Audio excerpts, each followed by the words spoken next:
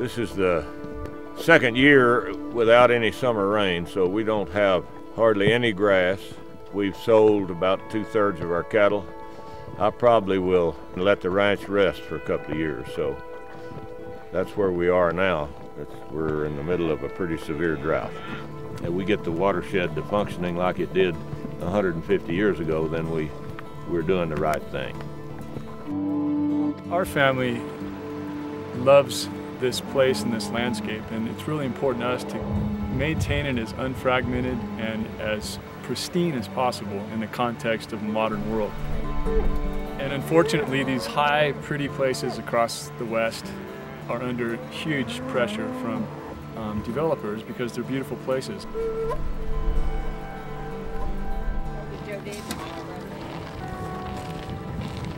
This land in Central Texas has seen a lot of changes through the years. We feel that someone has always lived on this place that has loved it. But that means different things to different times.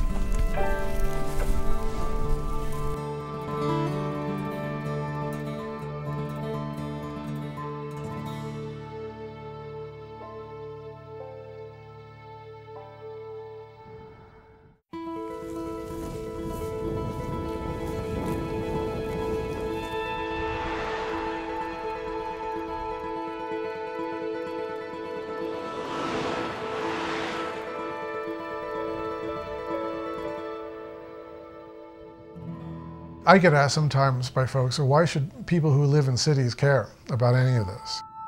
If you care where your water comes from, you've got to think about watersheds. If you also care about open space, you got to talk about private land. Half the West, half the American West is privately owned.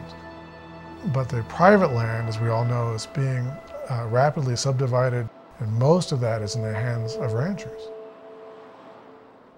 The age of restoration is upon us, and it will replace the age of preservation which preceded it. Now we've entered an age where we need to think about restoring these systems.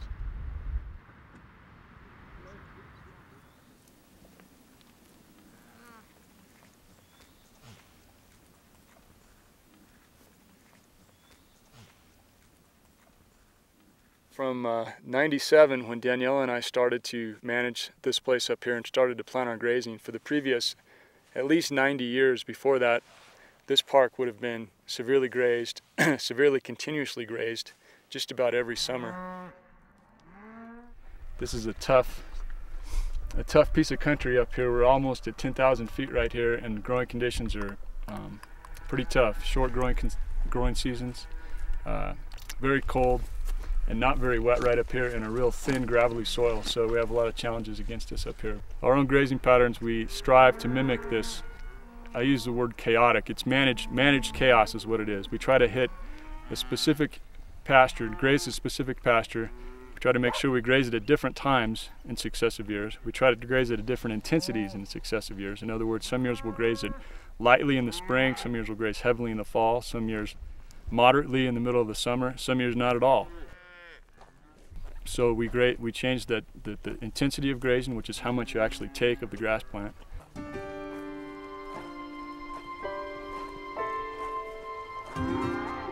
This is a good shot of a fence line contrast between a pasture that we just grazed and a pasture that hasn't been grazed for 2 years.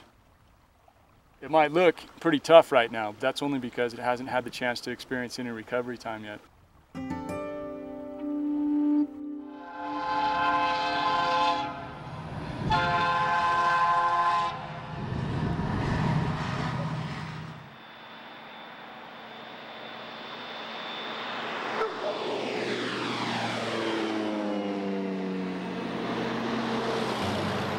This land was the cotton king of the world where we're located. Older practices that are still called conventional, practice of using heavy insecticide, herbicides, intensive plowing, have really set the land back. And I imagine there's no place in Texas that hadn't had some abuse like that. So in one sense, we could say the land has been real abused, even though people who lived here cared for it and loved it. Okay, right behind me here is one of the homesteads.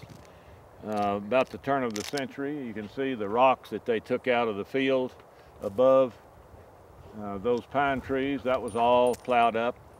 And you can see the old road. This road went to a homestead that was up there about a mile. You can see the gully. The gully came down here and was quite deep. So I put this, what we call a gully plug in it to stop the erosion. And you can see that the old road is beginning to heal up. I guess they had a pretty hard life here. They tell me the first year they were here, they grew good crops. And they thought that that was normal. And then they stayed until they starved out trying to grow another crop and never did.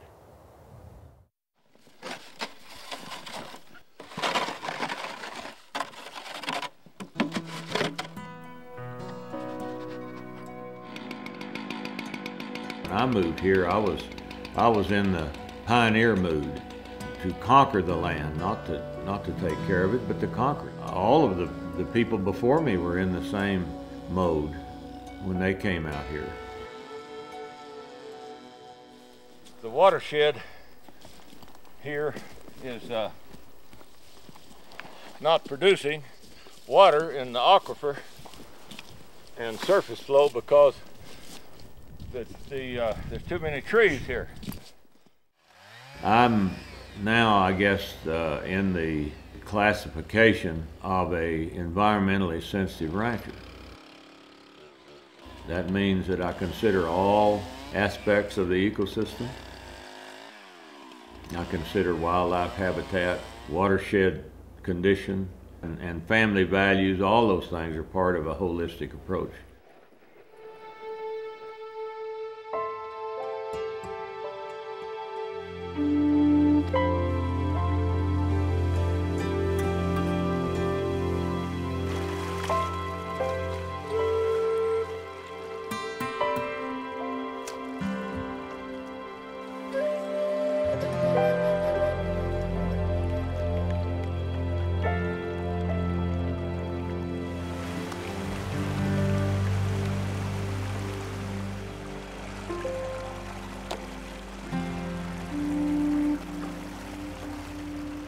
All these ranches in the West that are flood irrigated like this, people say that's a massive use of water, what an inefficient, horrible use of water, but almost all of it goes right back to the watershed, right back to the creek and down for somebody else to use. So it's actually probably the most sustainable form of irrigation.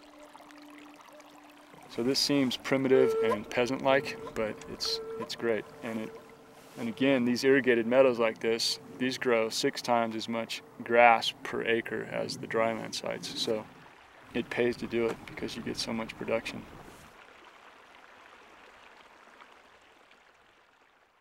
Lots goes on in the soil. Even when the plant goes dormant, things are still happening.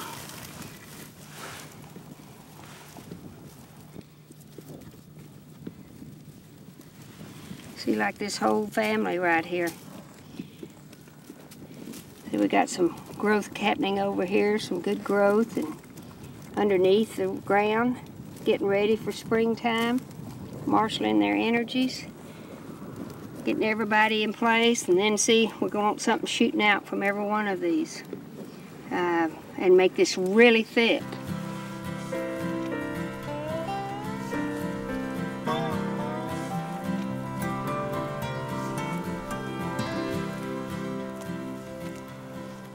We make liquid compost. Some people call it compost tea.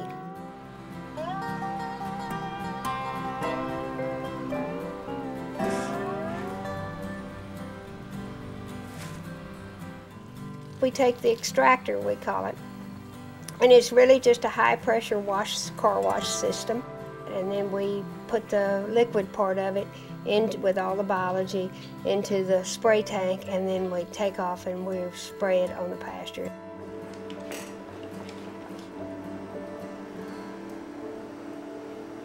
So we will mix our compost according to what grasses we're trying to match. We're trying to use these other management techniques to build that whole biological environment by not putting herbicides on, by not doing extensive plowing, by carrying to the dump our old oat seeds. You know, we're going to put all of that organic matter, it's living, back onto the soil.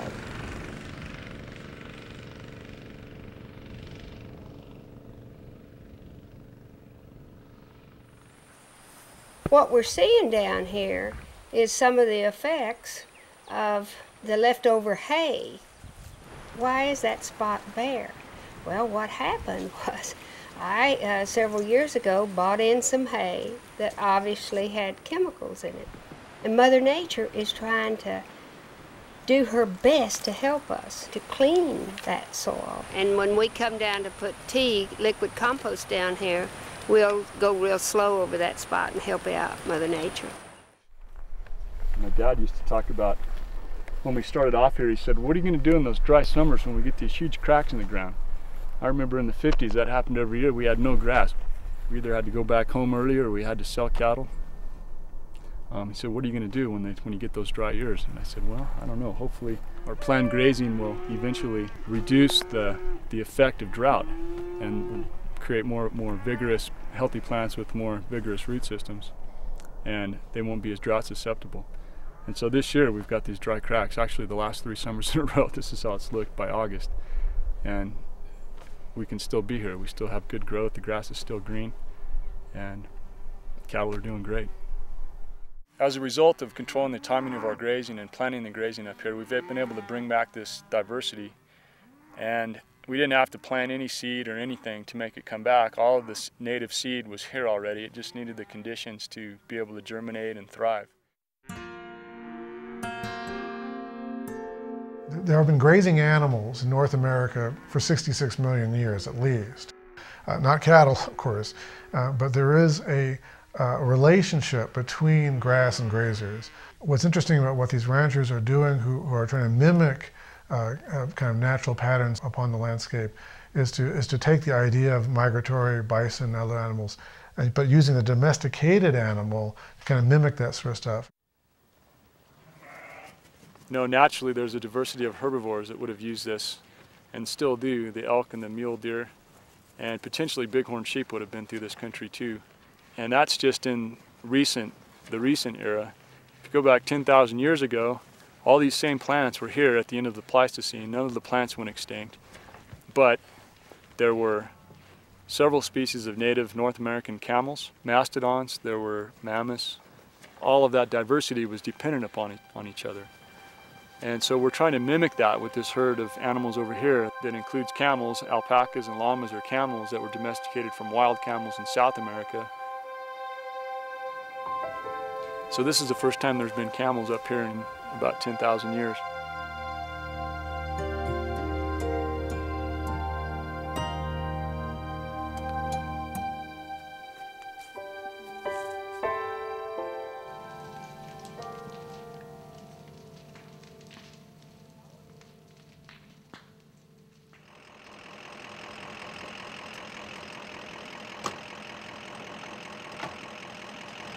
I have to start the fire, and I take the blame and I take the risk.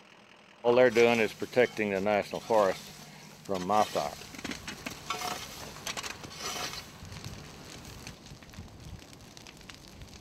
That's the reason they were able to come out here. They can't come out and burn for me. We're finding that forests and fire are dependent upon each other.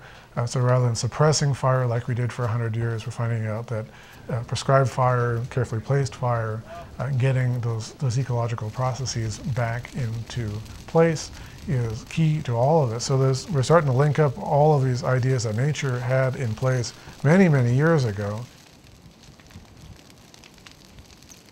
I'm only here for a short while. The land's here forever. And the way a good steward of the land operates, in my opinion, is to first know his ecosystem. I'll tell you what, the reason I guess they call me Pyro Goodloe is because I like to see these fires that thin out these trees.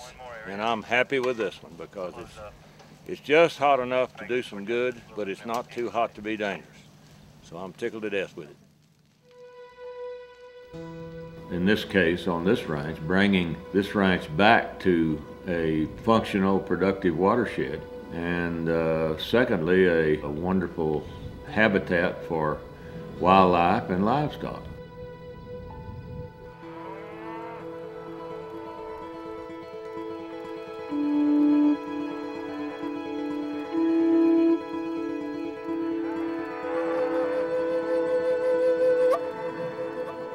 This is an irrigated bottom that was a Ute Indian camp for potentially hundreds of years. And you can still see evidence of their teepees, of their teepee lodges down here. That would have changed the soil structure and the soil chemistry right there. There would have been probably some nutrient transfer to right there. There would have been a lot of compaction, obviously. And now, in the present day, when you go and irrigate these spots, the types of grasses or sedges or rushes that grow where those teepee rings used to be are different than where the teepee ring wasn't. So you can still see evidence of these original teepee lodge camps that were set up out here in this bottom. That's one of the most recent cabins that's been built on our neighboring subdivision up here in our high place on Blue Mesa. There weren't any cabins at all across this whole ridge in '96, and now they're all the way across the whole thing. There's cabins, new cabins. Just part of life here in this part of Colorado. Something we have to learn to live with and accept, I think. And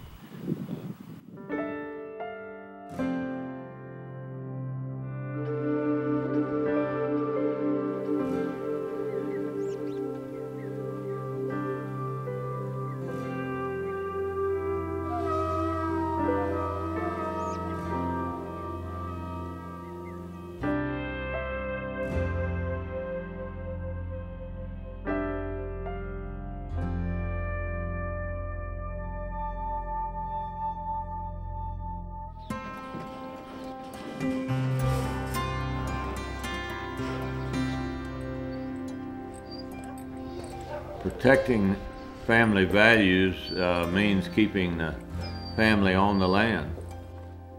The way to do that is to make it possible for that family to make a living. are you ready? And if things get to the point that it's difficult to make a living, then they're going to sell out, and the person that'll buy the land would normally be a developer. To prevent that here, we have various endeavors on the ranch to make money, like fee hunting and selling posts and vigas and Christmas trees and things like that. I think this ranch probably within not too many years will become a recreation property. We'll continue to ranch here with cattle, but recreation will be probably our main source of income, and that's going to happen all over the West.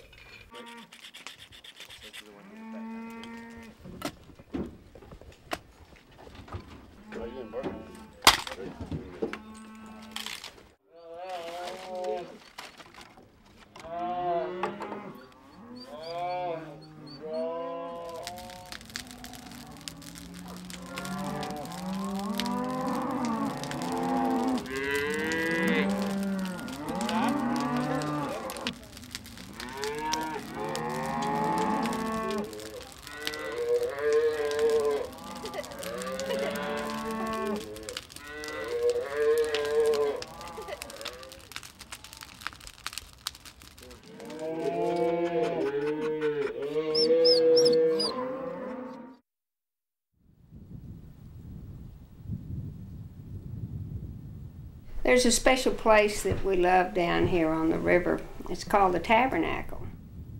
It's right on the banks of the San Gabriel. Huge bur oaks and pecan trees. And they tell me that the Indians, it was sacred grounds for the Indians. Lots of arrowheads were found down there. And then the early settlers would come with their buckboards and horses and have camp meetings there, and you could hear the singing for miles around. Some days, if you sit down there quietly, I think you can almost hear some of those old revival songs through the wind. The Blackland Prairies are special, and there's a strip of land from North Texas, well, it really runs from South Carolina, I believe, all the way down to below San Antonio. And we're in just that little sliver of land, and it's fertile, rich ground. A couple of months ago, none of this was even up.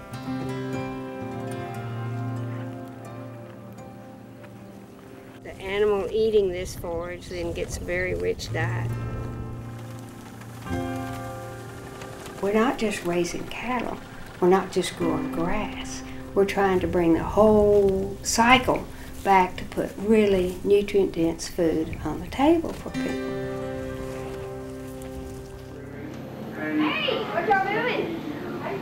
Good to see you. Good to see you. Hi, girl. I think we have some companies, so 6 of the New York strips. We need 2. 1, 2, 3. Leslie, if you'll take this, go ahead and weigh that. Let's see. 25. 25. There we go. Just sign down here. Mm-hmm. Bay! Come here, you guys.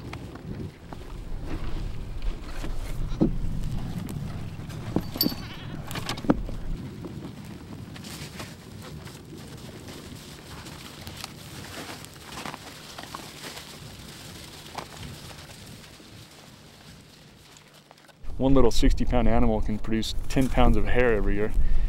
So she's still got tons of it. See all that fine, super fine stuff in there? See that I pulled out there? That's cashmere. That can spin up into a really, really soft, beautiful yarn. Okay!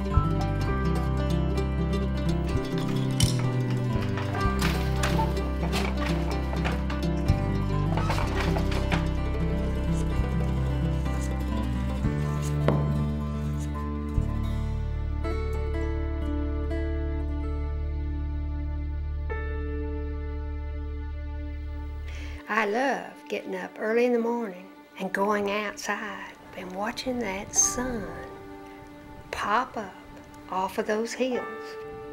And you think, gosh, how could I be so lucky as to be here?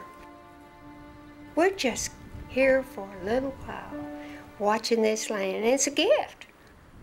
And if we do our job, someone else will get to go out on that porch 100 years from now and say, oh, what a beautiful day this is going to be. It's just an issue of transforming from being a pioneering culture to being more of a native culture that's in tune with your landscape and understand how it works. It's our role as land stewards, as land managers, as landowners to figure out how to live here in ways that enhance it rather than degrade it. It's an intergenerational process, and we're just starting to figure out how to do it. And hopefully my daughter Savannah will want to stay here on the land, and she'll be hopefully heads and tails above where I am right now when she's my age. That's a huge deal, and in today's culture that is just really hard to make that happen. The way that I intend to, I guess you could say, leave a legacy is to put a conservation easement on this ranch that prohibits development of any kind. This ranch and the ranches next to me will be open space, working ranch, wildlife habitat, as far as I can tell, forever.